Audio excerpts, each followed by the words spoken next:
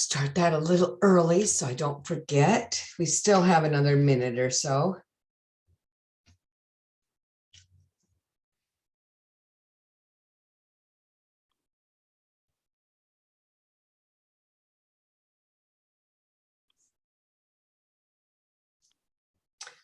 I know it's still winter, but doesn't it seem like a long time ago that we started this class in the new year? It's incredible. Here we are, 8 weeks in. Well, we're ending with a rainy day down here at least, but Yeah. we're due to get a real whack of snow Friday. So you'll be gone. You'll be sunning yourself. I'll be gone. Yeah. But I'm glad that we can do this 8th class without waiting 2 weeks. So that's a plus. All right. I'll wait about 30 seconds and then we will launch.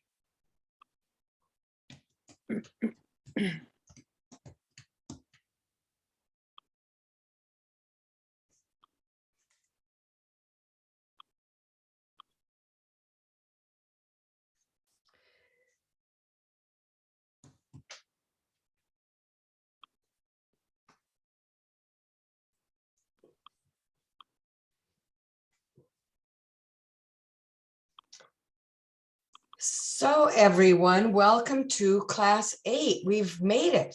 That's incredible. Here we are. And I actually feel like it, at least from my point of view, we've done what I hope to. I feel like we really have 4 pretty amazing projects that are very much on the way to being actual proposals. And what I'd like to do first is just kind of go through very quickly what we've covered and see if there's any questions. And then I do have some tips and tricks, but I also couldn't resist. I called Sarah today and I told her, I really love to share some of what I know about finding grant monies. And so I went and I kind of went through quickly and reviewed the very, very good panel that that Sarah put together that was earlier this year on raising money. And they did a great job, but I feel like I have the opportunity with you today to dive a little deeper into one of my favorite resources. Well, actually 2 of them. So that panel wasn't, they definitely talked about them, which I was very glad to see, but they weren't able to take that deeper dive. So I hope you don't mind, but I just can't resist sharing some of what I know about finding grants with you. So we're going to do a little of that because I think we'll have time. So without further ado, let's launch in here. And let's just start by doing a quick review of where we've been and see if there's any questions or comments or whatever, and how you're feeling about it all. Because we have covered an awful lot in these 8 weeks. And I am just so grateful that we had these 15 hours together, because I often have to do it in less than half that time. And it's been really great to be able to do that. And the way you've worked together is pretty impressive. So let's go back and start with what I started with, which is how I see a grant working. And kind of the way we worked through this was we started with an idea, which is how we all start. We think we have some great idea. And then out of that, we created a very clear, crisp, compelling goal. And from that, we came up with 3 to 5 objectives directly related to fulfilling that goal. And then I didn't have you do the work to come up with a task, but we did talk about tasks and we shared some examples. And I think you all understand what goes into that. So for each objectives, there are specific things that we need to do that the folks funding us can see that we've actually got it together and we understand what it will take to accomplish those objectives. And that's what those tasks are. So they're on a lower level than the objectives. They relate directly to each specific objective.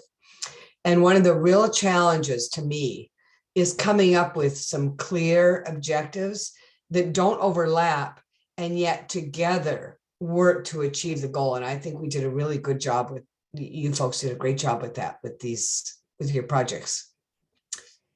And that enables you then to create clear tasks to allow you to accomplish those goals. And with the tasks, as we talked about, you want to give a timeline and you want to assign who's responsible. And that really shows the funder that you know what you're doing. And it also shows you that you know what you're doing. I mean, really, at bottom, a grant proposal is project development. And the bigger the proposal, the more, has to go into that. But it really is thinking through what is it going to take to accomplish this and achieve our goal. We talked about the two parts that really are that both serve to build your grant story. And those are both to tell your story. And almost always you'll have a chance to do that within the narrative, and to quantify, to actually come up with data so that we know that you're not just saying, oh, these poor people, they need this, that, and the other thing, but that you've done the research and the work to really tell us and to back it up and to make a really clear picture that you understand where the population is now, whatever population it is, or whatever community or place or river or park it is you're dealing with. What's the issue now? Why is this needed? And we really need both of those. We need the emotional pull, and we also need to come up with the data. And together, those really create your project. We talked about the importance of collaboration and partnerships, and that those are things that those are areas that almost all funders look for. And that's another place where you can use, I told you that term that I love and that I believe that funders love, which is allows you to leverage the resources. And bringing in these outside folks allows you to leverage the resources. It also shows that you have strong community support and that you have the right people on board to carry out your project. And I talked about how letters of support, people often leave them to the end, but they can actually be a wonderful supplement because they are almost the only place where the actual people who are going to be involved in this project can reach out and touch the funder and tell them how important this project is as a community, how as a leader, as maybe a superintendent or a principal, or as a town leader or member of the PTO or whatever, that this project really makes a difference for the folks you're serving.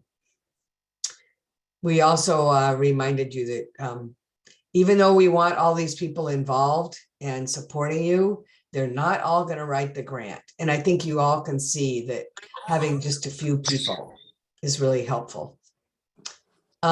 Any comments or questions at this point? Okay. And then we talked about measuring impact, which is absolutely something that funders want to see now. You can have the most beautiful project and great ideas, but if you don't have a strong evaluation and show how you're going to demonstrate that you've made the difference that you say you want to make, then you are unlikely to get the funding. And this, this can be a real challenge, including for some of your projects. Like I think of the parking lot and, and the signage and how you're going to really show that you've made the difference that you said. And some of that is easy because it's very physical. You've created the parking lot, you've created the spaces, you've made it look nicer. That's really important. But you also want to show that you have a greater reason to fund a project like this and to put all the time, energy, blood, sweat, tears, and your funders' money into it, which is that you want to make your part of the community more appealing for both and more user-friendly and more used for both your your local population and also to bring in outside folks. So you need to think about how are you going to do that sort of thing. And it's a challenge. And this is why, as I said, the last minute grant writer is going to have a lot of trouble doing this. It really does take a lot of thought and work. Okay. And then, of course, we talked about budget and what goes into the budget, which areas there are, and what we mean by match, why match matters, and how you sort of have to guesstimate, do your best guesstimate of what things are going to cost, and how some of these things really, it's really just what a reasonable person would think, because it's not going to be exact for some of these. You just won't know until you get the money what some of your supplies or equipment cost. Or I remember Deb saying, contractual is a big one. I mean, until you actually go out and get the bids, it's hard to know. But again, it's incumbent on you to do your homework and show that you understand that, hiring this kind of contractor is likely to cost about this amount of money. So that's what we covered, and it's a lot. And I think you have a lot to show for it. So what's next? First of all, any comments or questions at this point? How are people feeling about, are you more ready to actually write a grant, everyone? Or did I scare you off? I think once we look at resources, yeah, additional resources maybe. Yeah. So that brings us to this. Where's the money? I am not going to spend time on federal funders. Very little. I'm going to spend 2 minutes. So there is this www.grants.gov. I want to tell you that this is not the place to spend your time and energy, because this is a tremendous, huge compendium of federal grants. And to me, it would be much better, unless you're a tremendous, huge organization yourself, to work through your local planning agency, or places like the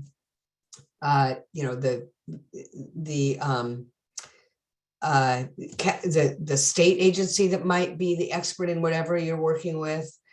And that's who will really know about federal grants, rather than you trying to make your way through this. Now, some of you are with towns, and towns will get notification of some federal grants, but I wouldn't just go do a wholesale search. I don't think that's the way to go. And I think that your planning commissions are much better organized. And as I've said at one point, I think you probably are not going to apply for a federal grant on your own. It's probably going to be with partners, unless you are like the city of Brattleboro or Bennington. So it's much better to be working with those partners. Deb, question? Yeah. So I have a question about that specifically. As I shared with you, I think off camera last week, I learned about when you're dealing with a historical building, it's through the National Park Service that you have the historic designation. So in addition to complying with their guidelines, I'm thinking that would be also one federal big resource that I might want to plow into. I don't know. You might, but I would probably start with the Vermont Historic Preservation Organization, because they will know much more about this than you, and you don't want to start from the beginning. This is their bailiwick. So again, I wouldn't just, I just think it's too much for a small organization to do this on their own. And there are others who know better. And in fact, if you listen to the, that again, very excellent panel that Sarah put together, there is someone from a federal agency who talks about the kinds of help that they can give. Okay, I don't know how many of you, speak up. Have some of you used either the Vermont Community Foundation or the Vermont Directory of Foundations? Anyone? So I have to say that these are both incredible resources. And almost every time when I teach grant writing, it's new to almost everyone. unless they've been a grant writer before. So I have to say that these are just extremely valuable, and you're going to see why. So let's get into the Vermont Community Foundation. I think if I click this, I can get right there. Oh, I'm going to have to share again. Okay. Resume share. Okay. Oh, it's going to have to be a new share. Okay. Let me figure this out. I'm going to get into the Community Foundation. Let me get out of that. Okay, can you see the Vermont Community Foundation now? Okay, good. So what we're going to do now is we are going to go to nonprofits. And we're going to go to available grants. No, we're not even going to do that yet. Let me tell you about the Vermont Community Foundation first. The Vermont Community Foundation is one of many community foundations around the country. And in many larger communities, the community foundation is in one city. So the greater, foundation of greater Kansas City or New York City or Boston or whatever. A community foundation is an organization that puts together nonprofit resources and becomes a kind of centralized place where folks can both donate funds and seek funds. And so what community foundations do is they help larger folks who have the ability to give, rather than, people who give $100 or $200. I mean, they can give that to the Vermont Community Foundation too. But people who have $50,000 or $100,000 or more to give, they often work with their community foundation. And if they don't want to start their own foundation, the community foundation does as much or as little work as they want. The community foundation can take over what it is they're doing. And let me just, okay. Take over for them the work of giving away that money. And let's say that you are a wealthy donor in Woodstock.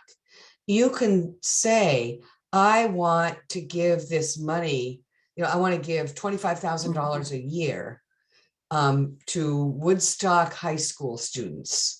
Or you can say, I want to give 25 for, for environmental projects. Or you can say, I want to give, $50,000 a year for projects in my county that work with children, or projects that work with people who have visual and related disabilities, whatever it is you want. And the Vermont Community Foundation and other community foundations around the country, you'll put your money in there, you'll get the tax benefits, and they will, again, do as much or as little. You can be on the group that chooses, who's going to get the money, or you can just say to the Vermont Community Foundation, this is what I want my money to go for. And the Vermont Community Foundation then has staff who will seek out, and they make it their job to know who it is who's working with children in poverty, or with people who are dealing with, visual disabilities, or with whatever it is that you care about, horse rescues, or whatever it is. And so, first of all, it's really a great idea, if you're a nonprofit, to get yourself known by the Vermont Community Foundation. I know some of you are towns and cities, but you work with and know nonprofits in your communities. And the Vermont Community Foundation actually has staff who are happy to talk to you. I would certainly make yourself, spend some time and get very familiar with the website and with what they offer. So you're not just calling and saying, tell me about the Vermont Community Foundation and what you do. But, you want to have some knowledge, and I'm going to spend a little time giving you that knowledge today. But what what they can do is they often serve as matchmakers. So if they know, and I worked for a nonprofit in Burlington, and there were a couple of times when we were approached by the Vermont Community Foundation. They came to visit us and they said, we have a funder who we think really wants to invest in this kind of project. And we ended up with like $20,000 or $30,000 grants. And then once we were, once those people loved us, they became regular funders. So I'm not saying that happens all the time. It's not that usual. I wouldn't count on it. You still need to do all that work and write your grants, but it really behooves you to get known to the Vermont Community Foundation and to call and say, I'd like to come visit, when we can do that, or have a Zoom call and learn about, how my organization might be appropriate for what you're doing. So the Vermont Community Foundation also has become extremely, let me step back a little. They give in a couple of ways. So first of all, wealthy people invest their funds in the Vermont Community Foundation. And some of them, and I'll show you, invest so much money that they actually have a fund with their family's name or a place name. And that's one way that the Vermont Community Foundation gives grants. But in most cases, the Vermont Community Foundation folks give funding and say, what I really care about is the environment. What I really care about is helping people learn, learn to read, or whatever it is they care about. And the Vermont Community Foundation, most of their funding is through their various grants programs. And people donate it. Certainly people donate small amounts, as I said, 100 or 200, but it's really these people who have their funds, their donor funds, it's their donor advised funds within the Vermont Community Foundation that might be, $50, $100, $150, $200,000. And then the interest goes into the grants programs. And they make sure that it jives with what these people's interests are. So the Vermont Community Foundation is the largest funder of grants in the state of Vermont. So it's really good for you to know about them. And as we'll see, some of the grants are pre-selected, so they're not open to all of you, but some of them are open, and it's really good to know about them. So let's look at what they have. Nonprofits. Let's look at available grants.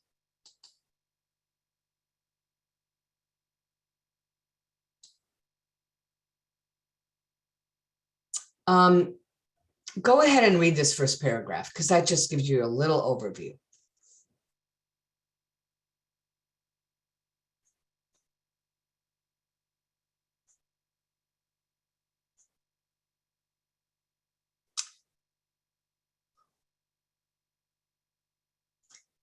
As it says right here, the Vermont Community Foundation's focus has changed dramatically during COVID-19. I don't mean dramatically in terms of the kinds of projects, the kinds of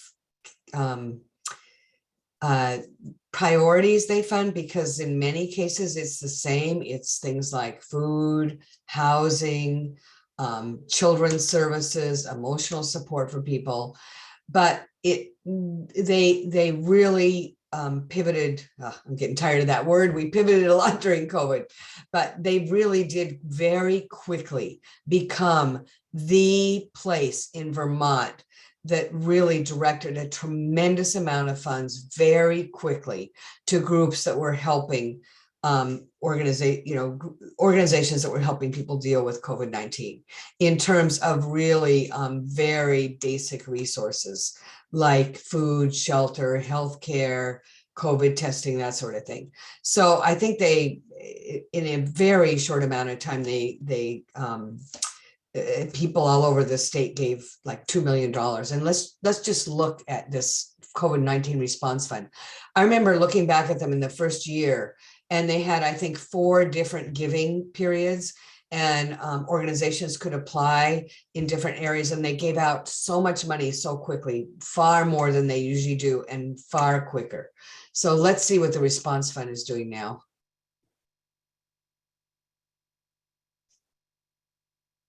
And they really, as happened in many parts of the country, these community foundations really became a central place where people donated and then the money went out. So here's just some examples. Mental health and suicide prevention. And let's see what else. Oh, look at their impact. Look at the donate. Oh my gosh. The donations were 2 million in the first year. Look at this. That's a lot for little old Vermont. So let's see what they're doing now.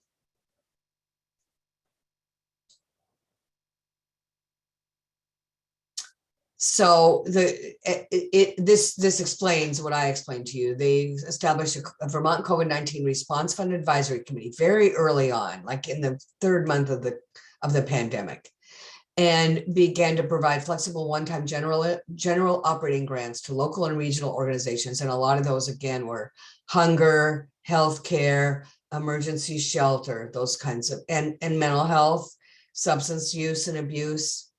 So they really were very quick on this and changed their process. Usually there's a very formal application process, and you can see it's not a formal application process. And so we're not going to spend much more time on this, but I just want to show you that they gave out money very quickly in March, in April, in May, in June, every month in that first year.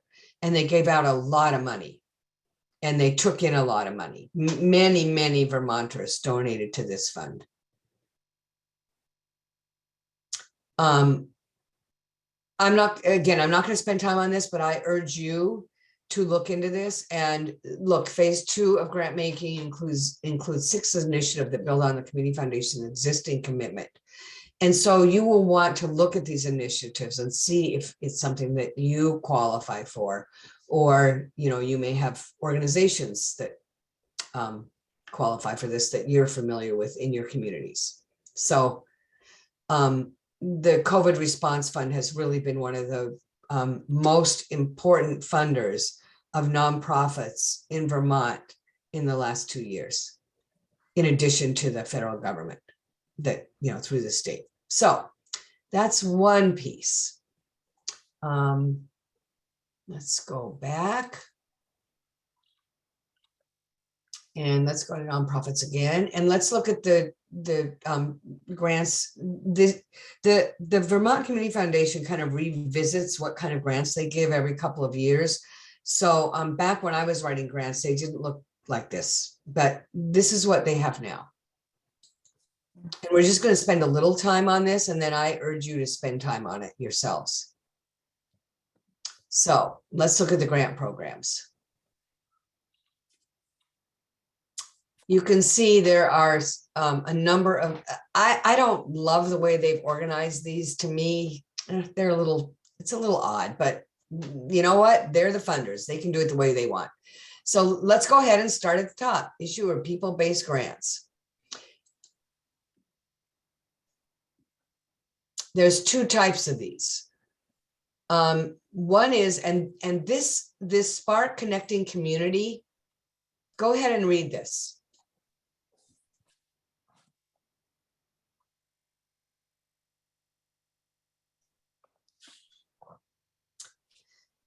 This Spark grant, it's been around for about 6 or 7 years. And I've always urged folks that if you want to start small and simple, start here. The Vermont Community Foundation gives a lot of these, like, I don't know about in the time of COVID, but they used to give about 20 a year. You can see they're very small grants. And their goal when they started about 5 or 6 years ago was to fund at least one in every town. It's been so long now that I imagine most towns have been funded. If they haven't been funded, then you are very high on their list. So that's one thing that I would ask when you call them is, have you funded Vernon yet? Have you funded Townsend? And if not, they're going to want to do that. These are really small, simple grants, and they make them easy to apply for. And I'm just going to give you a couple of examples. They're really community-based, showing, that they're about strengthening the community very specifically.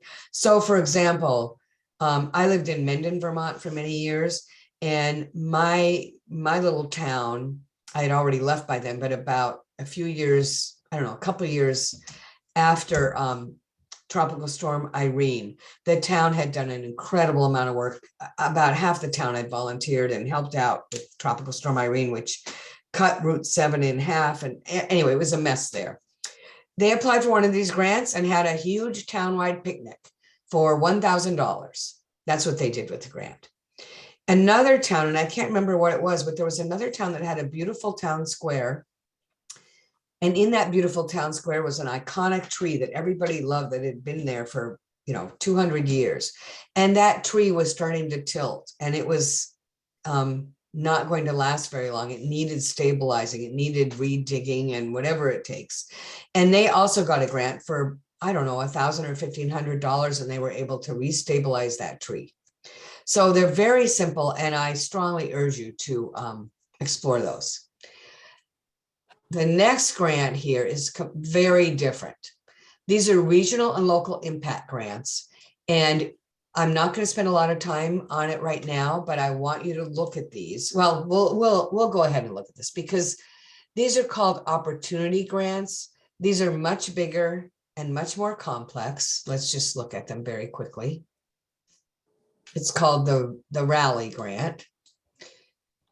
And the Vermont Community Foundation went through this long, big process several years ago and decided that rather than give a lot of individual grants, they wanted to pick 4 strategic focus areas and put a lot of their funding into that. Here's the focus areas: college and career training, community and economic vitality, early care and learning, and support for youth and families.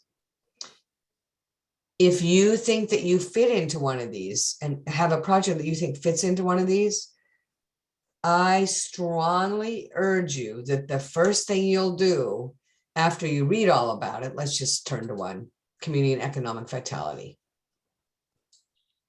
You'll read all about it, because here's the information. we're not going to read it now, but it has lots of information. And then what I would strongly urge you to do is, before you do anything next on this, you call the Vermont Community Foundations and say, I'd like to know if we can be part of this. I think we really fit. You can see current initiatives. They've already picked who they work with. Vermont Council on Rural Development, Launch Vermont, I don't even know what that is, and the Vermont Arts Council. So it may be that since they're working with these 3 organizations, it may be that they might fund your project through this. This is something that you're not going to do until you talk to someone at the Vermont Community Foundation. But it's just one of the very good reasons to get known. And they are very welcome. Once you've read this, you don't want to just call and say, what's this rally thing and how do I apply? But once you've read it and think that you have a project that might fit, then it's really worth it to call them. So that's just one of the areas of that. Let's go on. Let's go back to issue of people place grants. The Cornerstone Partnerships. This is a very large grant that they give, and it says it's not a competitive grant round. I think they gave a very large one to Bennington right before COVID hit, and it was all about community revitalization. And when I say large, I think it was probably over $1 million. And so that means that it probably involved a number of nonprofits. So it's important, again, to learn about this and find out where they're doing this, even though it's not a competitive grant round. If it's going to be, if they're going to be looking at an area that, in southern Vermont, then you want to know about that and, work with the towns or county, or the county. So that is one kind of grant that they have under whatever that category. Oh, issuer people based. Now, here's on the other side, when we look at these, remember before we look at them, remember I said that people with a lot of money can give to the Vermont Community Foundation in two ways. They can either give their fund, their money and say, I want this to go to this kind of area. And this is, or they can even say, I trust you, Vermont Community Foundation. You're working on these opportunity grants. That sounds great to me. That's where I want my money to go.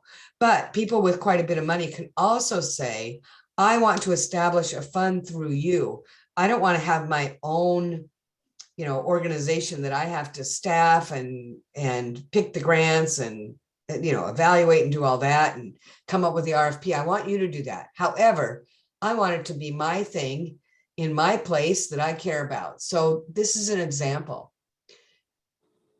Look at this. How many of you have heard of this opportunity fund? Because some of you, well, only Bennington. This is the beauty of these for the funder.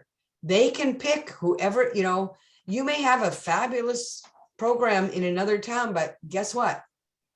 If it's not in Bennington, North Bennington, Pownell, Shaftesbury, or Woodford, they're not interested.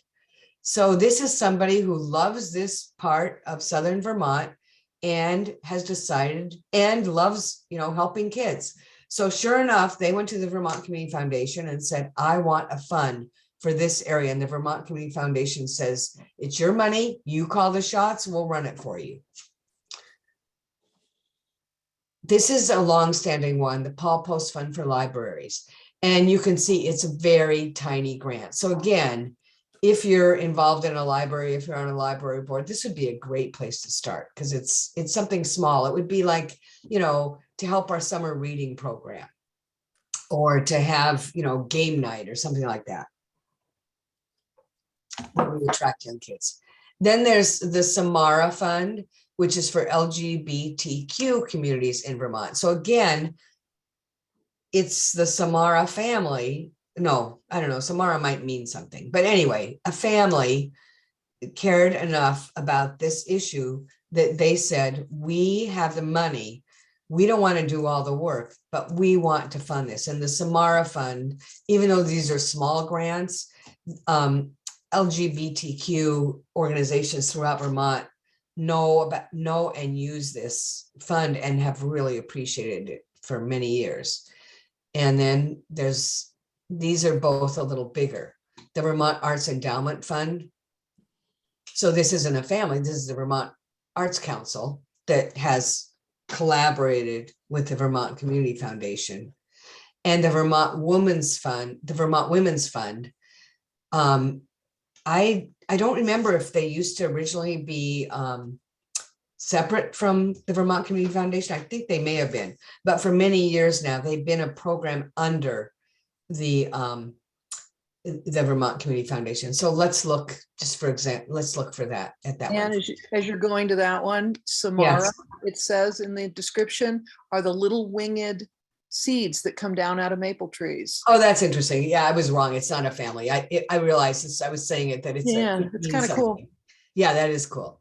So the Vermont Women's Fund, I have to say here, I have to take a little step back and little bragging here.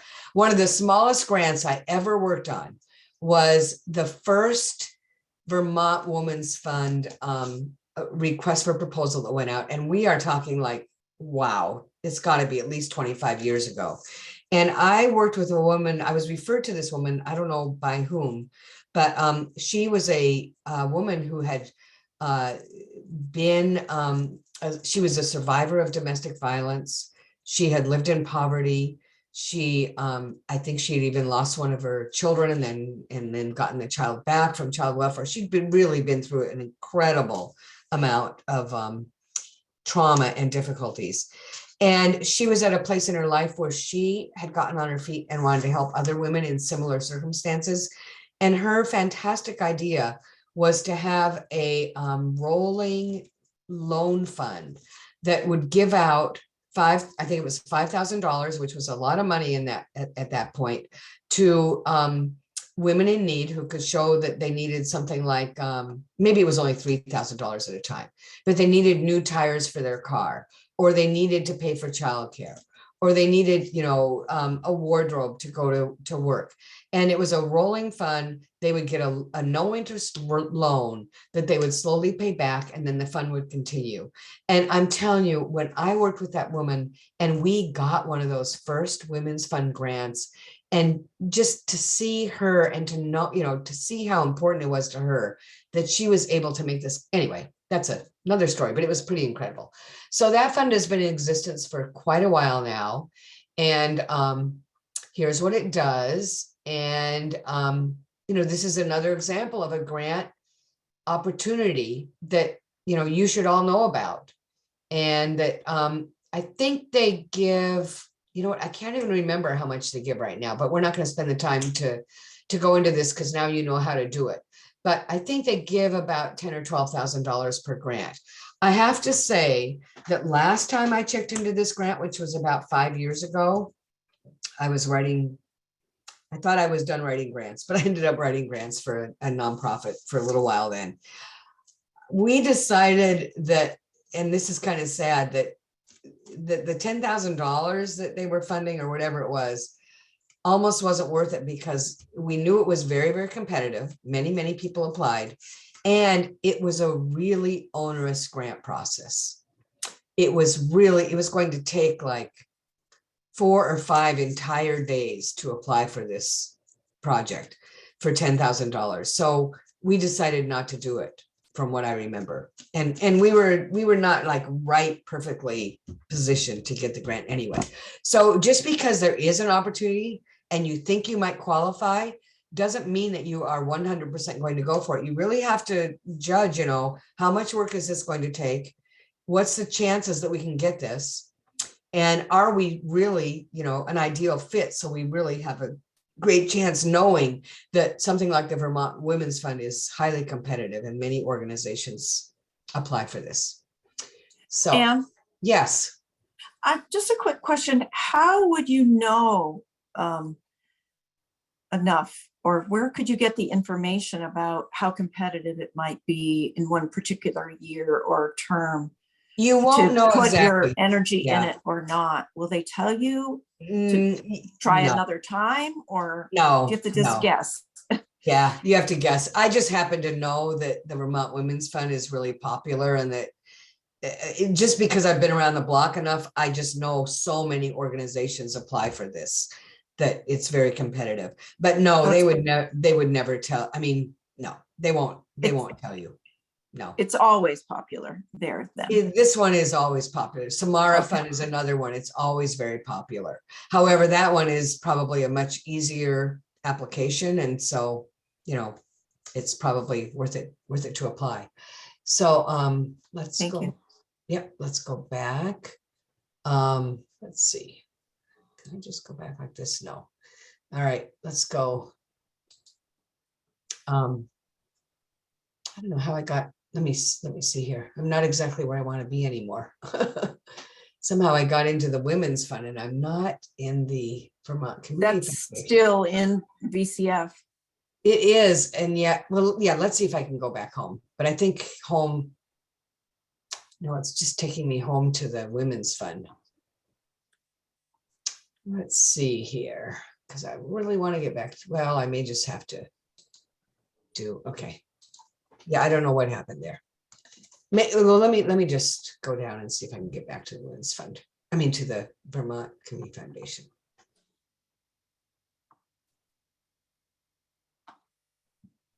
Okay, there we go. Vermont Community Foundation. All right, and we're not even done yet. And I'm just giving you a little bird's eye view of these. So I think we looked at those. The opportunity grant we talked about.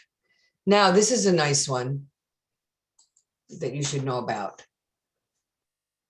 These are both important grants that I think would really apply to a lot of you if you're a nonprofit or if you're working with nonprofits. This nonprofit capacity building is a great one because it supports consultants for, let's see.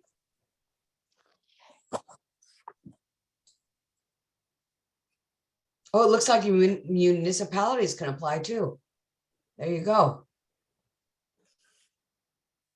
A small fund. The application is designed to be easy. So they know these are for folks who haven't done a lot of grants and they really want to help you get better at this sort of thing. And so this is the kind of work that they fund. And I was actually hired to do a strategic planning initiative for a nonprofit under this. And it was wonderful. It was a fairly small organization, not tiny, but an organization that had maybe like 8 or 10 staff.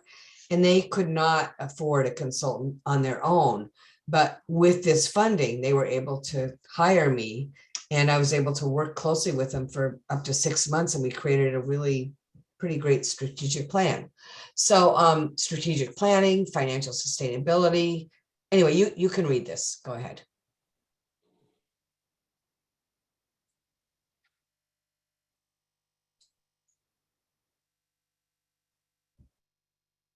So this is a really nice opportunity.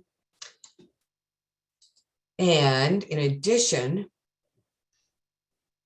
oops,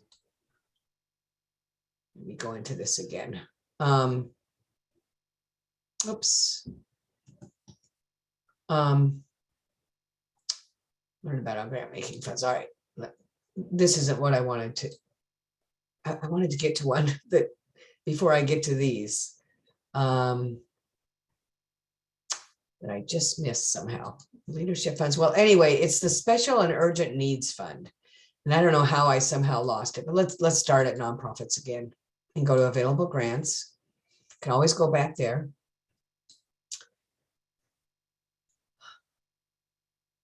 Here, this is another really important one. Special and urgent needs, very small. Small, 500 to 5,000. I mean, it's very small, but it can really make a difference. These are really for urgent emergency needs. And I'm thinking of like the library's roof has fallen in, or the water has failed. These are things, these are grants that they will turn around within like 2 or 3 days. So you don't want to ask for this unless it's a real emergency, but boy, it's sure great to know it's there. And people have really, really appreciated this grant because there aren't funds like this available elsewhere.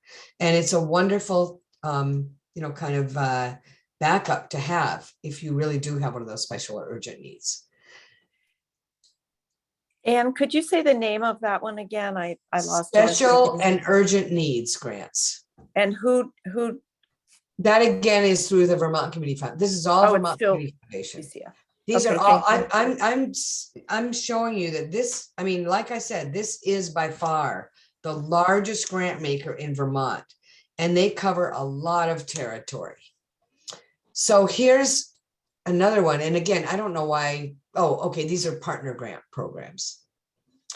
So the McClure Foundation is one of Vermont's largest funders. And the McClure Foundation has invested heavily in education. And so we won't go into that right now, but all kinds of education that is, well, not all kinds of education, but it's really education beyond grades 1 through 12. So it's all kinds of career preparation, college, professions.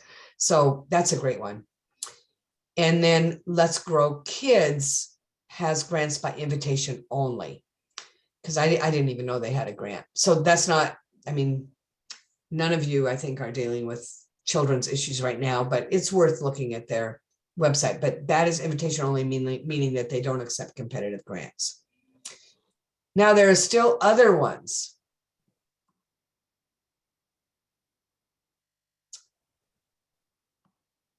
I don't know why that Bennington region one showed up already elsewhere, but look, there's Addison County, there's Brattleboro, Chittenden County, So anyway, these are what I was talking about, that somebody who obviously cares for these places a lot have set up these funds, and there are many of them. And you may not, qualify for any of them except for the Spark one. And I don't even know why the Spark, again, I think don't tell anyone, but to me, the way they organize these is not quite so natural. So you're just going to have to look through all of them. So I hope that that's helpful. And I really do suggest that you call, and you can say, I just took a grant writing course with Ann Lezak and she suggested I call, but don't call until you've really familiarized yourself with this website so you can see all the opportunities there are. Let me see if I've missed any here. No, I think I've covered the partner grant programs and regional place-based. Yeah, see, some of them seem to overlap. But we are not done with the Vermont Community Foundation. There's a whole other very important piece to it. So I'm going to go back. No, I'm going to go now. Let's see. Maybe it's under products and services. I'm looking for the Vermont. Let's see. I'm looking for I just forgot the name of it, but let's see. Products and services. Oh, no. Okay, we're going to go back. We're going to go back to my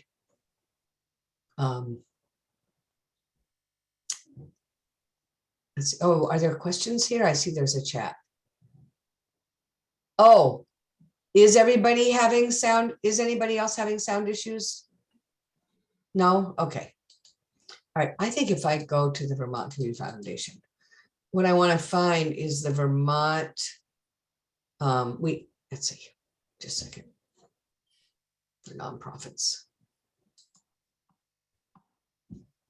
Grant programs, funds, funding priorities.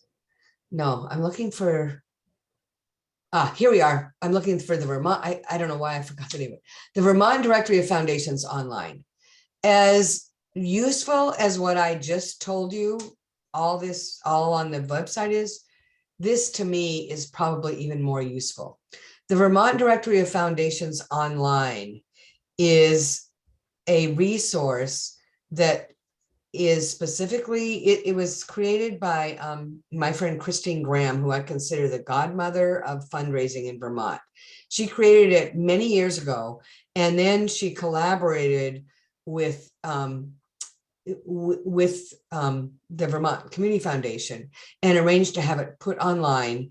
And there are some of these in other states, but I've checked them out, and you have to join something and pay. But this Vermont Directory of Foundations Online is wonderful because it's free. So let's learn how to use it for a few minutes. And I wasn't seeing how to navigate to that link, to that page. So I've been kind of doing it. I went all the way down to resources for nonprofits.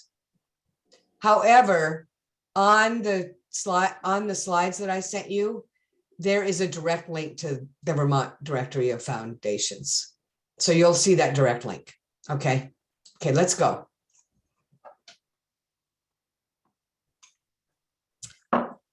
What a wonderful resource this is. We know what we want. We don't know where to find it. And this is a great way to find it. I want to warn you before we start, however, it's not quite the palace of riches that you think it is when you first go in.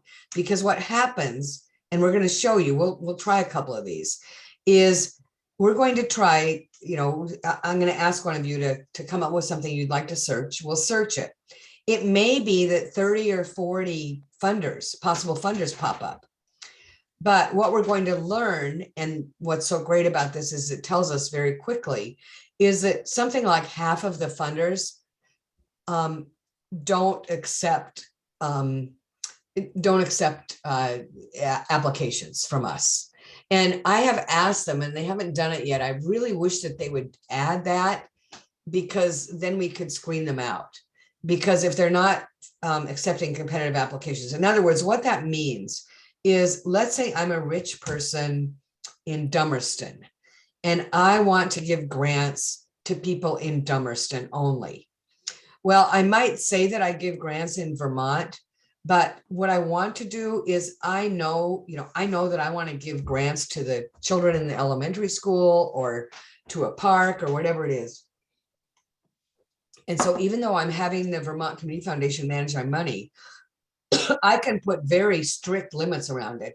And I can say this isn't a competitive grant opportunity. I'm going to choose who I give the money to.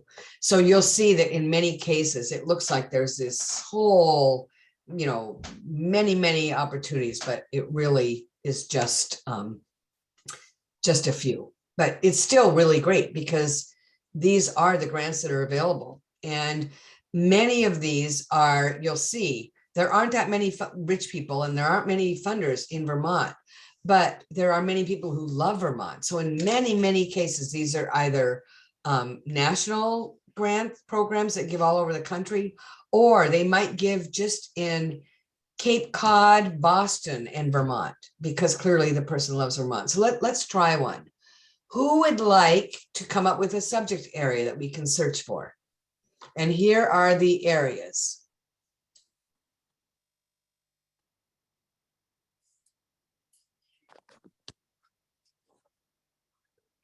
Yes, we could do, I was looking for something under, would public safety include the access to the second floor of the building?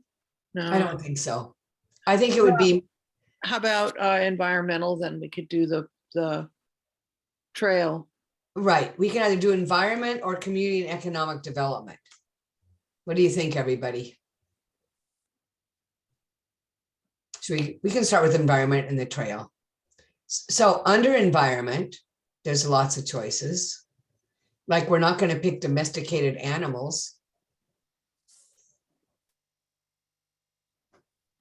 Oh, natural resources. Oh. Maybe natural resources, but maybe this is even more like health. You know what? I think that trail is actually under recreation. It could even be under community and economic development. It might be. Well, let's try it. What the heck? Fringe, maybe. Oh yeah, let's look. Community improvement, right? Either community improvement or we won't even, we'll just do the whole community and economic development. We'll click all of them except for it's not housing. Oops. How can I unclick that? Oh, maybe I'll try again. Okay, let me try this again. We'll do community improvement and sustainable development, maybe. All right, we're just going to say well, I don't want to limit it. We're just going to say Vermont. I'm afraid it's going to limit it too much because it only, well, I suppose we could say Windsor County. I don't mean Windsor County. Wyndham. I mean, Wyndham, of course. Wyndham. If it even is listed. No, so we're just going to say Vermont. Okay. Then what I like to, I'm just telling you how I do this, because this isn't specifically for like elders or children or blind people or sick people. I don't even fill this out because I don't want to limit it at all. We don't know the grant maker name. If you do, then, this is another way you can use it. But usually, I use it for just trying to find things. And let's see. Support strategy. I'm not going to worry about that right now. Well, I'll show you what's in there, but I'm just going to leave it very loose right now, very wide open. Type of monetary support. I'll show you the choices. Well, I suppose what we want is a grant. So I suppose we could say that. Let me see if there's anything else.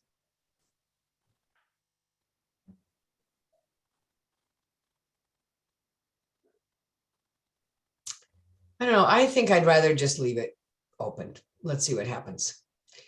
In type of grant maker, we don't care. Here's the choices. So now I don't like to go back to 2003. That's really a long time ago. So let's start at, say, 2014. Assets 0 to 16 million, giving, I don't know, we'll leave it open. All right, let's search and see what we come up with.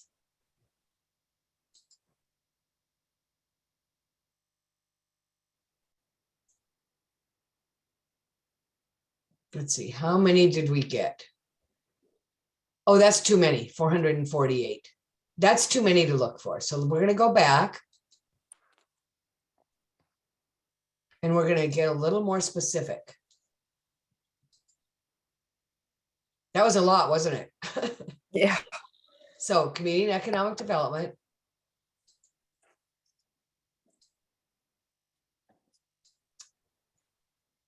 It's interesting because all I did was these, right? It's amazing how many. Yeah, What and made, Vermont, yeah. yeah. And then we can't really specify you. I wish they had. Well, I guess we're going to just start with that. That's okay. That's a lot, but let's go a little farther up and let's. What about the who's who? What is that? Who's who? That's someone, that's if you know the funder, if you know the name of the funder and who works, you know, who's, oh, I want to move those. I want to move that assets and giving a little up. Huh. That's funny. It's not letting me right now. I don't know why. Isn't that odd? Huh. Okay. I'm going to just say 100,000 and see what it says. All right. That's how, oh, we still have 315, but that's okay. We'll just start with a few of them. All right. Now, grant count. This, what does this mean? This means, I believe that it's the giving in these areas that they've done in that period of time. So Fidelity might be a good one to start with. Should we just see what, and they sure have a lot of money. So let's go click on it. This is amazing that you can do this because, you know, back in the old days, I had to do a lot of work to find out who was funding what. So let's look, what do they care about? We're going to look at all their subjects.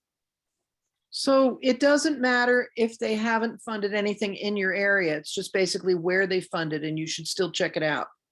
Like if it says New York City. Oh, no, it does matter. If there's no Vermont, then forget about it. Oh. But it's national. So that's okay. However, you know, now I'm going to show you how we can find out. We're going to be able to find out what they funded. So first of all, it doesn't look that great because we would rather have one that actually really cares about Vermont. And the question is, are there Fidelity investment offices in Vermont? Does anybody know? I have no idea. Yeah, I don't know either, because if there are, then that would be much more likely. So now, okay, now we're going to learn about how we apply. This fund makes donor advised grants, primarily U.S. tax exempt charitable organizations. Oops, here we go. See, this is what I was talking about. Contributes only to pre-selected organizations. So they don't want us. And like I said, I wish that they would put this in their screening because then we could, you know, not waste our time having to look at all these. So we're going to have to go back to another one because this isn't us because they don't want us. They already know who they want. So let's try another one. I know one that happens to be very much related to this. So let's go to the Jack and Dorothy Byrne Foundation. It's pretty close. It's in Hanover. They don't have nearly as much money as some, but they have a lot of money. That's plenty. They're actually, that's a lot. And they have funded 48 grants in this area. So let's look at the Jack and Dorothy Byrne Foundation. All right. Their interests. Let's, you know, you have to make sure to click all. So, you know, so you view all.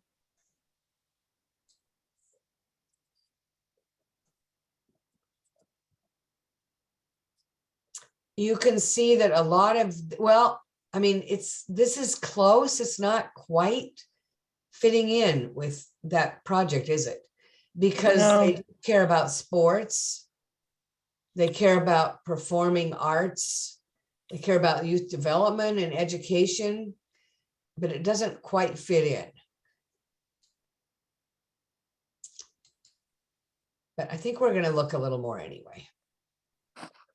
Children and youth they care about. So, you know, it's not the best match. So we, you know, I think you would have to think that maybe we're not, you know, maybe this isn't going to work. But I'm going to tell you, I'm going to show you how we're going to figure out, which is another amazing part of this.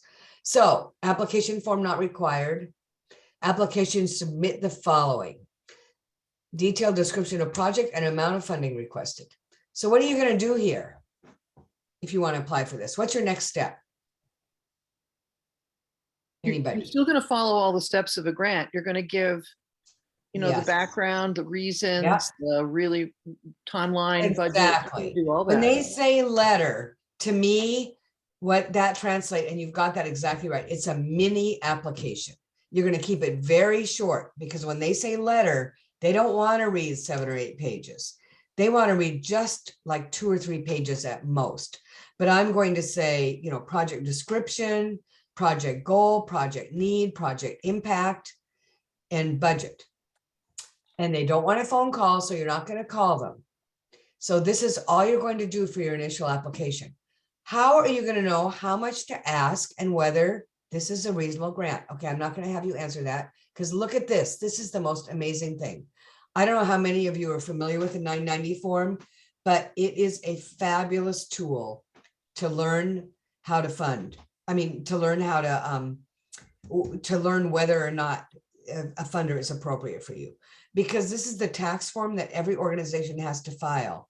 And what's the most what's the most important information that we want to know to tell us if somebody would fund our grant? What would be the most helpful to know? And also how much to ask? What do we want to know? Past experience is the best predictor of future actions, right? We want to know what they love and what they funded in the past. So let's go to their tax form. This is a huge, bulky, ridiculous number of pages, but it's worth it. Although I have to tell you that recently I found that not all of them have to report who they've given to. I don't know how they get out of it, but you have to go. I haven't figured out a magic trick for this. I just have to go all the way down, but it's really worth it, because hopefully it's going to give us the listing of who they fund. And here we are. Remember, I said this isn't big compared to Fidelity, but it's a huge funder in Vermont. And it's, as they had something like $14 million. They give a lot of grants. I'm just going to go through really quickly and show you how many grants they gave in 2019, just for example. And then we'll look at that. They gave like probably 100. Now let's look at a page. We don't have time to look at, oops, I went too far back. But let's look at a page, and this will give us a good idea. And this is the kind of research that this beautiful resource gives you the ability to do. So you should never apply for a grant where you haven't looked at the 990. This may be too small for you to read. So I'm going to read this to you. It's almost too small for me to read. I have to take out my glasses. Or maybe not. So some of the things they gave to: Acts of the Upper Valley, supportive nonprofit, Dartmouth alumni and students for Honduras, advanced transit, advice to the players, doesn't say what that is, but you could look up these. Advocates to Grafton County Mental Health Court, affordable housing education, aging in Heartland, Adrian Duckworth Art Preservation Fund, Alchemist Workshop, Alice Peck Day Memorial Hospital, Alliance Farm, Alliance for Vermont Communities, Aloha Foundation, which I happen to know is, this one, actually, it says what it's for. Not what I expected. Summer Program for Vermont National Guard Families. The ALS Association. Let's just look at a few more. We'll go down to another page. It's all alphabetical. There are so many of these. Hartford High School, many to Hartford High School and many to Hartford Memorial School. So let's move on. The Howe Library, the Hugh O'Brien Youth Leadership, New Hampshire, Ice House Museum, whatever that is, Historic Windsor, High Horses Therapeutic Writing Program, a website for migrant immigrants and refugees. So I haven't read all these, but from what we've heard, is this going to be a good match for that parking lot and trail improvement, or, you know, trail access improvement, or not? What do we think? From what I've read. Anybody have an idea? Do we hear projects that are similar to this or not really? I would say no. What does somebody else think? Anybody? If you were going to apply, would you apply to this one?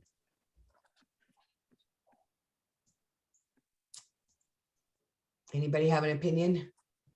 Well, I mean, if there's, you know, if it's kind of a boilerplate application in form of a letter and you're going to have that stuff together anyway, and it doesn't. No, cost- no, I agree with you. I wouldn't apply. Nope. Yeah, okay. Because There's nothing here. And of course, you're going to look closer, you're going to spend more time, but from what I read, I haven't seen any that really relate to this. They're very, very much more education or a special population, you know, or yeah, there are many of them are to like Hartford High School. There's music, there's all kinds of things, but I don't see anything that really relates to this. So as wonderful as the Dorothy and whatever Byrne Foundation is, this allows you to see, you know, what they fund and decide, is this really worth it or not? Now, again, I would spend more time in this because it's worth it because they fund so much, and see if there's anything closer. The other beautiful part of this, which is amazing, is that they tell you how much they give. So you can see that now they gave the Jack Byrne Center for Palliative and Hospice Care $400,000. So are you going to ask for $400,000? I don't think so. Clearly, they named something after themselves, and it's probably at it's probably at Dartmouth Hitchcock Hospital, and it's huge. What you're going to do is look at the more average grants, and you can see they range from 2,000 to 15,000. So if I was going for a new grant and they never heard of me before, and a lot of these grants are between like 2,000 and 15,000, I probably would ask for 7,000 or 8,000 to start with, because they're probably not going to even fund that much. They probably would come back and say, how about, you know, 4,000 or 5,000. But this to me is gold, because it really helps you, you know, figure out, should I apply for this and how much? It tells you what they love, what they care about. So I guess that's enough of that. That gives you a really good sense of that. Do people feel like they know what to do with this now? I'm going to just go back and show you one more time what I'm just going to show you what we did. So let me see if I can get back to it now. Let's see. Oh, that's funny. Now I'm kind of stuck again. Oh, there it is. Jack and Dorothy Byrne. So what you're going to do once you find one of these, once you get a list, you're going to go through, you're going to look at what they fund, you're going to look at their geographic focus, their population group. And then, most important, before you do anything else, do they accept open applications? And you'll find that fewer than half do. We found one that didn't and one that did. This one does. And this one tells you that they give primarily in the Upper Valley of New Hampshire and Vermont. That's really important to know, because unless you fit, you know, that's something else that you're going to be looking at when you look at that 990 form, which I'm going to, again, just to remind you how you get to that. You're going to want to look and see if you're talking about grants in Windham County and there's not a single grant they've given in Windham County, forget it. Doesn't matter how much money they have. They don't care about Windham County, and they don't have to. So again, this is what you want to do then. Once you've decided that you think you're a fit or it's worth looking, that they do accept grants, then you're going to go to their 990 and you're going to scroll all the way down till you get to where it shows what they give. And again, not everyone has these. Some of them have gotten away without it, but most of them you'll be able to find what they give and how much they give. And that's going to be just extremely helpful for you. So that is that. And I am going to stop that share and go back now to share. I'm going to share again, just a second. Oops, if I can figure out how to share with you all. Somehow I've lost that. Oh, geez. Okay, just a second, everybody. Huh. All right, just a minute, take a little break, take a breather, because for some reason I'm having trouble getting back to you. All right.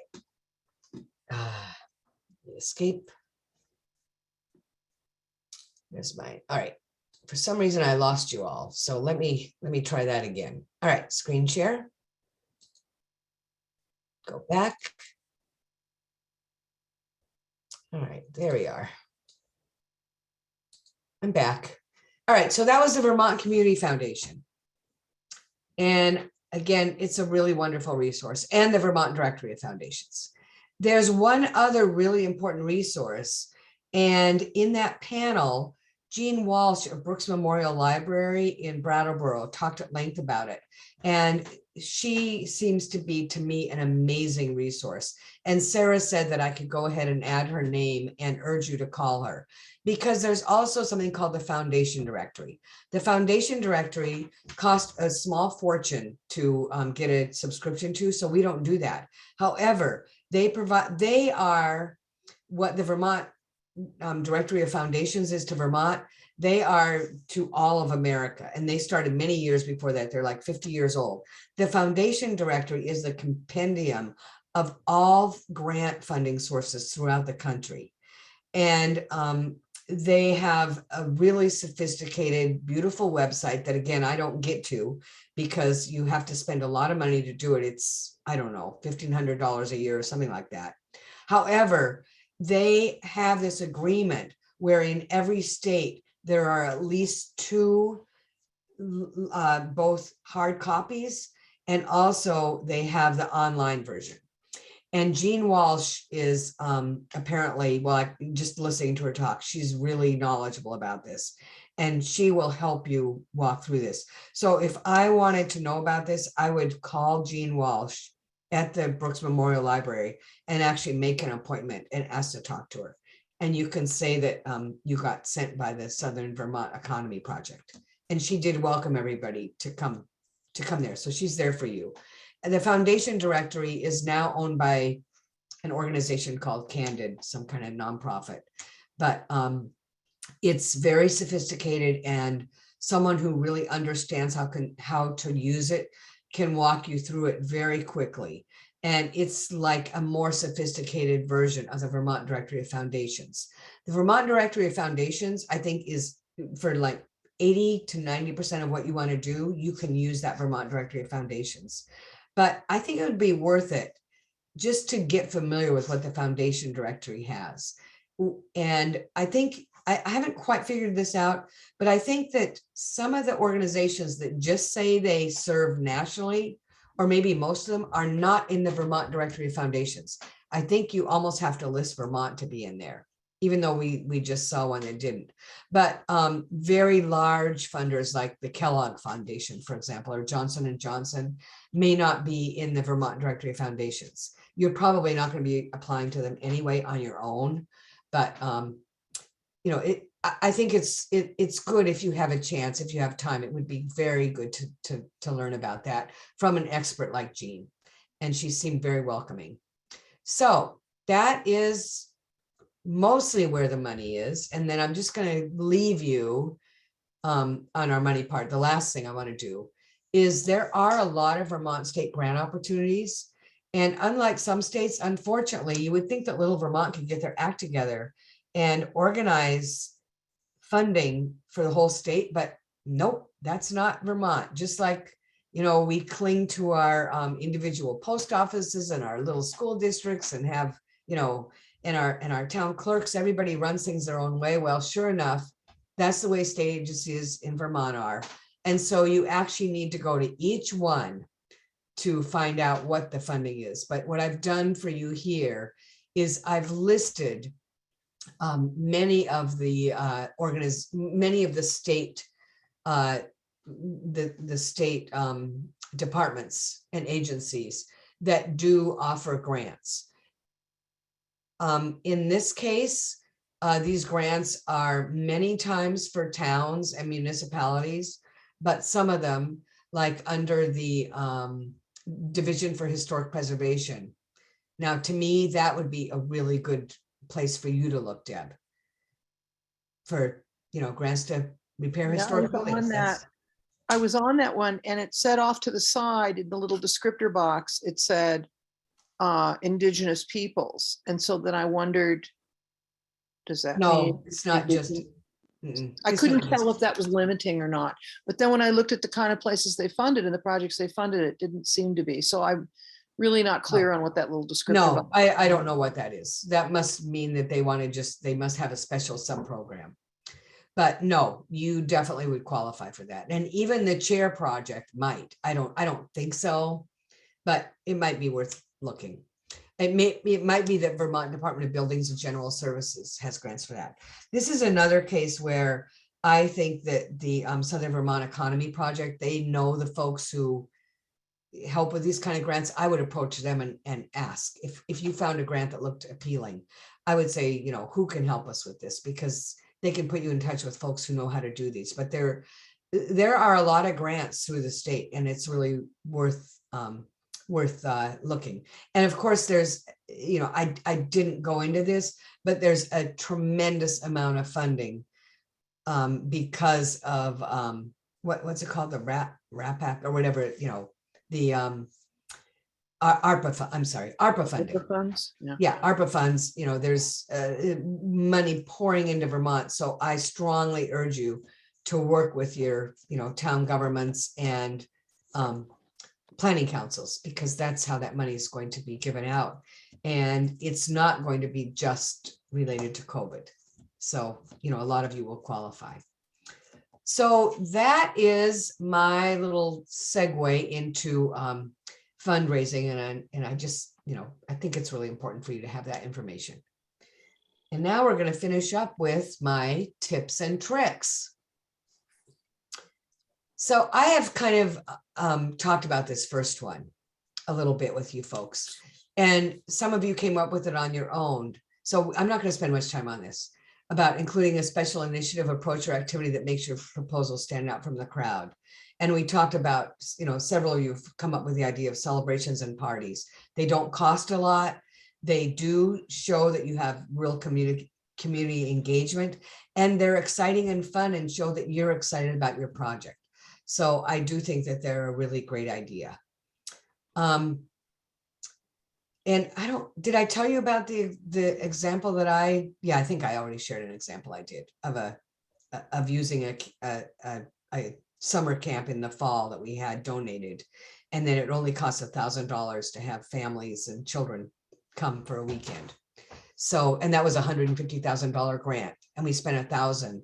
And this was a very competitive federal grant, one of the first federal grants I wrote. And I really think that having this special little camping opportunity helped it stand out.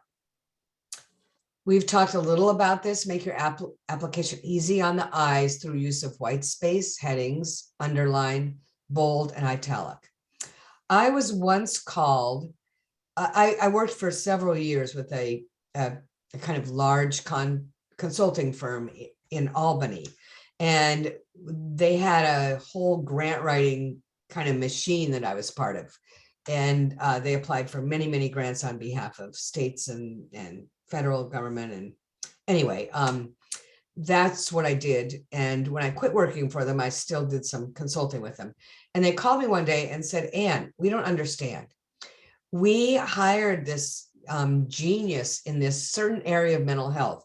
She's one of the most nationally known experts, And we hired her to write a grant for us. And she is the expert and widely recognized. And this was like $1 million grant to the National Institute of Mental Health. And we can't understand, it got turned down and we don't get it. We'd like to pay you to spend, up to a day of work time and analyze this proposal and tell us what we did wrong. So this was in the old days, such old days that they sent me the proposal in a box. So I got it in a box. I opened it up and it took me about 10 minutes. And I called them up and I said, you don't need to pay me. It's pretty obvious why they didn't get this. And this was a very large federal proposal. It was like 45, 50 pages of narrative along with all kinds of attachments and budget and all that. And what this woman had decided, which is like confounding to me, is that she had so much to say that rather than make the application easy on the eyes, like I said here, she basically wrote the whole narrative, 45 pages, as a paragraph. Each page was completely 100% filled with text. No paragraphing, no breaks, no subheadings. It was unbelievable. I mean, except for where they were required. The strange thing to me was that my buddies at this grants place couldn't figure that out too. It was so obvious. You couldn't even tell what her content was because it was just so miserable to read through. So, I mean, that is just like going over on the, very far side of doing that. You won't do that. But as I've said, in almost every case now, you'll be delivering your product online. But in many cases still, you can, they'll say, here's the narrative, your narrative must be limited to 7 pages and include these areas. And you have the ability to set it up the way you want. Not always, but sometimes. So in those cases, it really is important, even though I always overwrite and always have to cut, it's really important to make it readable. You want to make this something that nobody has to work hard to see, where you want to make very clear if you're having like an A, B, and C, make sure they're consistent, that they're obvious. So that's the sort of thing you do there. If you can, again, in some of these online functions, they don't allow you, these online platforms, they don't allow you to even do bulleted or number lists. But I find that it really is, it makes my thinking clear and it makes it much easier for the reader. If you're going to have like 7 steps to a project, to some piece, that rather than writing it out in narrative, especially when I get stuck myself, I will often force myself to say, well, I don't really understand where I'm going here if it's a big, complicated project. And I will write out this, I will force myself to do bullets. And 9 times out of 10, once I've done those bullets, it's much clearer and easier to read. So I advise you to do that when you can. And again, that's not if it's just 3 things, but if it's a multi-step process, like let's say it's a program where you're doing a 5-part training series, rather than write those 5 parts as sentences, I would definitely say in the components of this 5-part training series are as follows. And then I would do bullet, bullet, bullet, bullet, or 1, 2, 3, 4, 5. It's much easier to read. This next one, use active can-do terms. This is something that you have to kind of train yourself to do. And once you do, you'll see it really makes your work come alive. And it's funny how you don't even realize when you're not doing it, but using passive language makes you seem far less confident and far less sure of what it is you want to do. So saying this funding will allow us to create a system, to create more opportunities, rather than this funding would or could. That sounds much more tentative, and it's amazing how just using that active language is, it really strengthens your grant. And I have to say, as a reviewer of grants, it's just so interesting to me how I've seen it just makes, I've seen where they said, you know, if funded, we could do this. That makes it seem like, well, yeah, you could, but will you? Whereas if you say we will, we are prepared, we are ready. That's what it makes it sound like. Next, don't overuse acronyms. We who are in, I mean, almost any agency, certainly education, healthcare, mental health, we are so accustomed to those acronyms. Sometimes we don't even remember what they stand for anymore. And it's very easy, if you don't watch out, to use 3 or 4 of them, different ones, in a page, and you have lost your audience. So let's say the name of your organization is Association for the Advancement of Ailing, Aged Adults. You certainly aren't going to spell that out every time. So you're going to go AAAAA once you've done that. That's fine for your organization. And it's fine if there are 1 or 2 other acronyms that you use very commonly. But when you get above 3, even though I'm always short for space and I always am looking for ways to put more in there, it's really not worth it. So if you're not using it many times, and so that people can get familiar with it, I would not use that acronym. So I would certainly use the acronym for your name of your organization, and maybe for the name of your program. Oh, this is one that I didn't even put in here. That reminded me of something else. Name your program and name it something lively and fun. So I don't know that all of yours would qualify for this. The chair project, that's very specific and probably too small to do that. But for the program that is going to pave the parking lot and put the, you know, information to attract people, I wouldn't call it the, you know, parking lot paving project.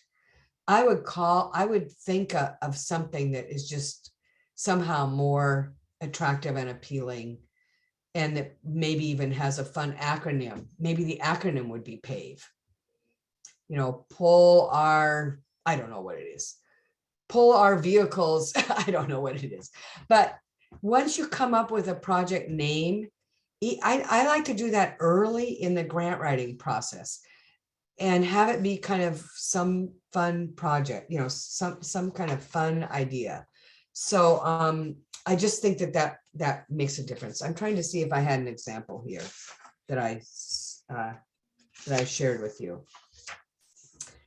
I actually put a really boring one in here, which was the library cataloging project. That's really boring.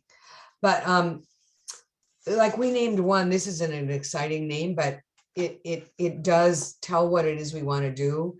We called one project the Family, Youth, and Elderly Health Promotion Initiative. So, you know, it really described what it is. And then of course we use an acronym after that, but it kind of put the boundaries around what is this project. Often you can come up with more fun ones than that. And before submitting, oh boy, this is a bad one. I mean, it can be a bad one for me because I am a last minute grant submitter. I don't think I've ever submitted a grant more than 4 hours before it was due. And I'm just going to tell you, since we have a little time, I'm going to share a little story. One of the largest grants I wrote, I told you, was the $7.2 million grant to redo Vermont's mental health system. And we had it all set up the last, sure enough, I wasn't ready till the last day. They were tearing their hair out. They were just going crazy. But I drove up to the Department of Mental Health offices. We had it all ready to go. And we started printing on the one really great printer they had that printed 2-sided and collated, and it broke. about 20 pages in. And we're talking about like an 80-page document here. And by that time, we had like 6 hours to go. So we ended up, I mean, the director of mental health, the associate director, we were all like collating because we were on the floor collating. We finished it 2 hours before it had to be, before the UPS office and the post office closed in Burlington, and we were an hour away. So we sent 2 cars, and one car followed the other in case it broke down. And then they called us. They got there, it was even less than 2 hours. They got there 40 minutes before the post office closed. So, you know, terrible things can happen. But another terrible thing that can happen is that you are in such a hurry that you don't have somebody outside your organization or outside at least the grant writing group look at it to make sure that you have everything consistent. I think I talked about this briefly, but you may start out and call somebody a project manager, and then you decide later on that, no, we want her to be called project coordinator. Well, if you've called her project manager in the budget and then project coordinator in the narrative, that doesn't look very good. Another thing that happens all the time is as I told you, you don't wait till the last minute to work on the budget. So as you're working on the budget, you're also like building the grant program. And you realize in your budget, oh, we can't afford a full-time, whatever it is. I remember I was talking about recreation director. We're going to have the recreation director 0.5 half-time. Well, if you don't remember and take the time to go back and make sure to correct that in your narrative, then you are going to really look pretty bad. And so you really need to make sure that you reconcile all those titles, budget numbers, time periods, and force yourself to make the time to have someone else look that over. So I often was still writing the final, whatever it was, but I would always at least make sure that I had someone look at that budget and look at the narrative and make sure that those things matched. And that is really my final piece of information and advice, except for this one last slide, which is really the trick to the whole thing. Ready? Ta-da! Red ended with a little humor there. That's how easy it is. And what I've left you with is it's not easy.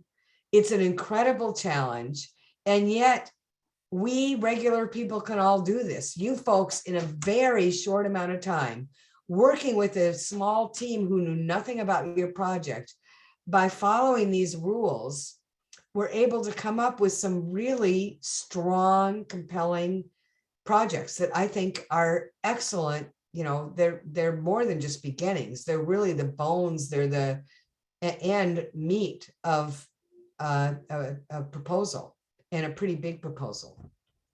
So it's okay if we end early. It's the last class, but I also, just did want to leave time in case there's any last questions, concerns, issues, something I didn't cover that you want to ask about, where you go next. And otherwise, that's, that'll be that. And I think that you'll probably I think Sarah will probably ask you to do a brief evaluation, because as someone who's really big on outcomes and evaluation, that would be really bad if we didn't do that. So we've talked about that. She's done it in the past. And I hope that you will kind of say what worked, what didn't work. And the next time we meet, it won't be on Zoom, because I really miss teaching in person, but we've made it work. So any last comments, questions, concerns, issues? Just want to thank you for doing a great job. Thank you very much, Nick. I appreciate that. And hopefully I'll be able to tear down a old decrepit building with a grant. Yes. This is Connie. Yes. I just have, I want to thank you again too. This was very enlightening. It was very educational, but it was also, reality checking on what I thought grant writing would be. My Uh-huh. question would be, is if I start a project of grant writing and find myself stumped, are there resources or people that work with helping folks put together grants that I could seek out? You know, I wish I could say I know 5 of them. But, and there are some in Vermont, but I'm just not part of that group at this point. I worked with 2 really great grant writers, but one of them moved and one of them retired. So I think that Sarah is probably as good a resource as any. But I can tell you, if you come to me at some point, I probably won't be able to resist. If you say, you know, Anne, I had this project, I think I'm on the right track. Could you just, you know, look it over, or I'm a little stuck here. I'm sure that, you know, if you give me, I need a little lead time, and I'm trying not to take on extra things now that I've got this other big job, but I'm sure I wouldn't, I'm sure I would try to help you. So, yeah, because I really want to see you succeed, all of you. You know, you put this much into it. And I hope that you now do realize that, you know, you too can be a grant writer. I really feel like we all can. So. Thank you, Anything Anne. else? I Yes. wanted to say that, you know, being able to have a project sample for other people to weigh in on was super helpful to me. I was happy that we got to work as teams to make something, you know, that was sort of could come alive at some point That's great. down the road. Yeah, I think it can. I have to say that my best memory of this is I do, you know, this is the way I like to teach. And I've taught many longer classes like this where we do have the opportunity to really work together in small groups, which I absolutely love, and practice what I'm preaching and then get back together and critique it. My favorite one is the last class. One small group was a little late because they had gone on a field trip to go see the building that the group, you know, the one guy had and it was in Castleton, Vermont. It was about a 25-minute drive, and they all met out there and toured it. It was really amazing. And I think he actually ended up getting a grant to help do that. But it really does make them come alive. Working in these small groups, you get, you know, you get pretty excited about them. I mean, these are all, to me, really exciting, great, doable projects. I can't wait to hear that they're done. So let me know. And again, if you get stuck, I'm sure I'll spend, you know, would be willing to spend an hour or so going over things with you. So anything And else? would we have access to the addresses or contact information for the people in this group if we wanted to chat with each other? So you'll see that I should have asked before I did it, but I think Sarah did it first, so I didn't have to. But Okay. all of your emails are on, you know, for each week, all of your emails Yes. are there. So you can write to everybody. It might be a little hard figuring out who's who, but you can just Yeah. write and ask, you know, my group, can you, you know. I mean, that address- was my concern. Like you called Marlboro Select Board Nick, but I didn't know that he was Nick because I've been seeing him as Marlboro Select Board for 8 weeks. That's right. That's right. I'm So going to you write, won't- dear whoever you are, you know. Yeah, and I figured out, oh, we have one man. That must be Nick. I learned that early on. That's not. Because I do Maybe have we the could- names of. Maybe one of us could send out an email to everyone else and we could all supply our names. Yeah, that's a good idea.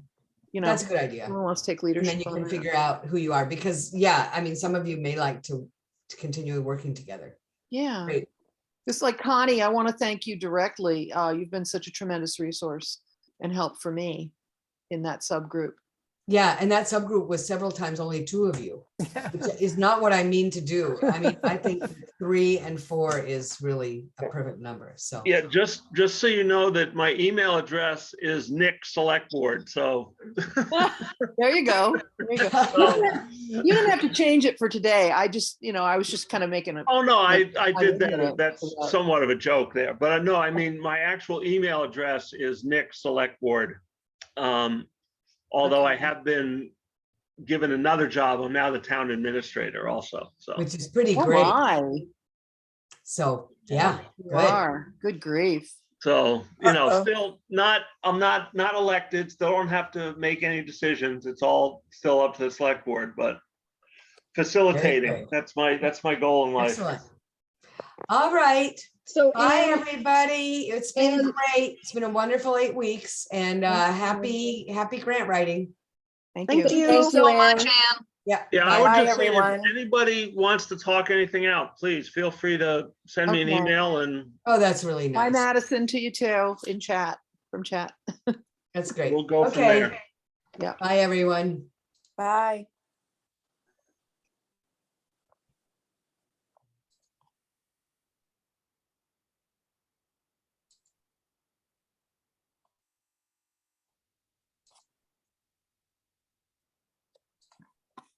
Okay.